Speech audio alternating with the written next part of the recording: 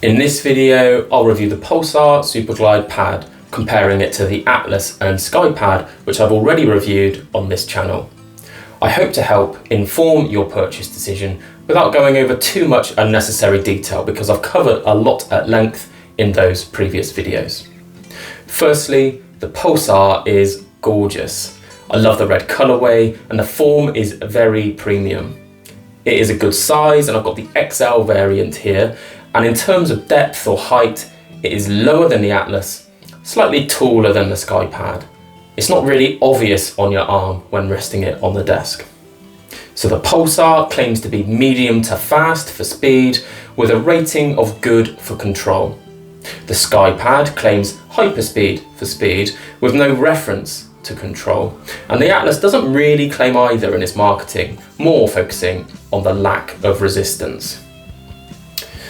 I'll be honest with you, the Pulsar and the Skypad feel very similar in terms of speed and dynamic and static friction, and the Skypad being single-digit percentages faster and the Pulsar feeling marginally better for control, but not to the same degree as the Atlas. So it sits in the middle of both the Skypad and the Atlas in terms of what it offers, sitting closer to the Skypad than it does the Atlas on that scale.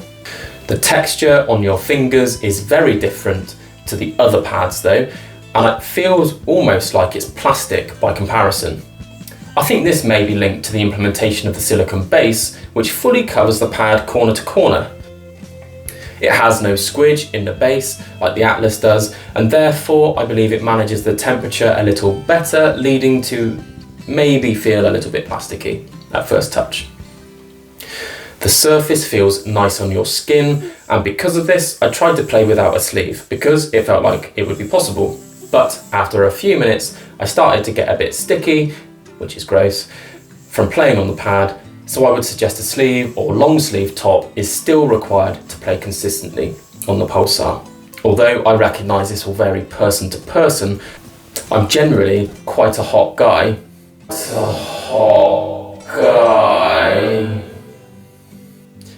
Some of you will have different skin types.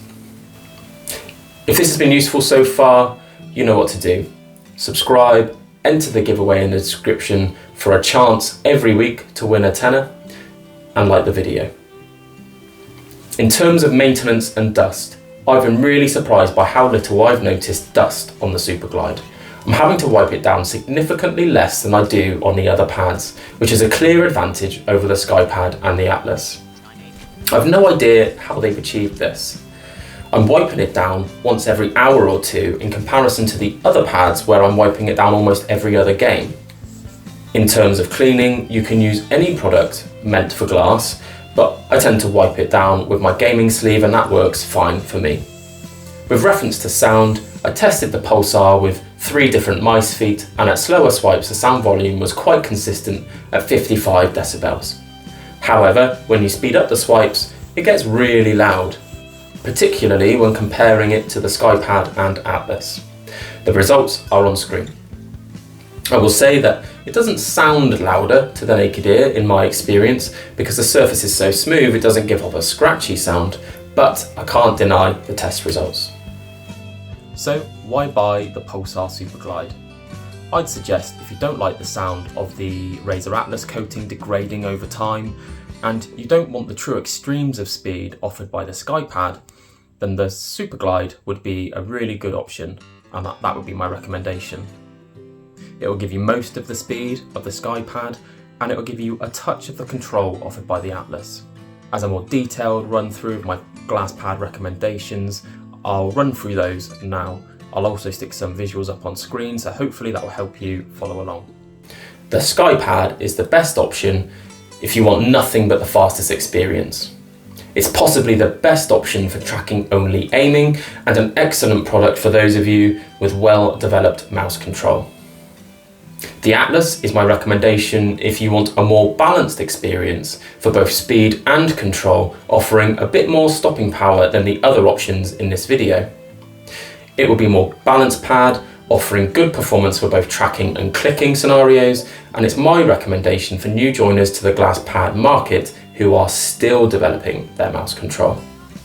And I'd suggest the Pulsar is the best option if you cannot decide between the Skypad and the Atlas. If you already have a Skypad, you won't gain a lot by upgrading to the Pulsar, other than the improved bass and the more relaxed maintenance routine. If you have an Atlas already and want additional speed, I'd recommend the Pulsar over the Skypad, again due to the build quality difference between the Pulsar and the Skypad. Another way of looking at it is if you don't have a glass pad yet, I'd suggest you buy whichever is cheaper in your region because the differences aren't that significant. There's a meme going around saying that glass is glass, and I half agree. It is amazing how something can feel so different and similar at the same time. My current favourite glass pad is the Atlas. It's now back on my desk, helping me kick butt and chew gum in the Outlands. I benefit too much from the control it offers, providing better consistency in my day-to-day casual gaming sessions, and I just can't justify sacrificing that for the aesthetic and maintenance benefit offered by the Pulsar. My dream pad would have the size, aesthetic and bass of the XL Superglide with the performance reference speed and control of the Atlas. And I'd love to see Razer release a green pad with a black logo at some point because I think that would sell like hotcakes. That was a quick rattle through my thoughts. I didn't want to absorb too much of your time given that there's so little difference in terms of performance between the Skypad and the Pulsar Superglide, and the Skypad review is on my channel if you want to go and have a gander. Okay, thank you, bye.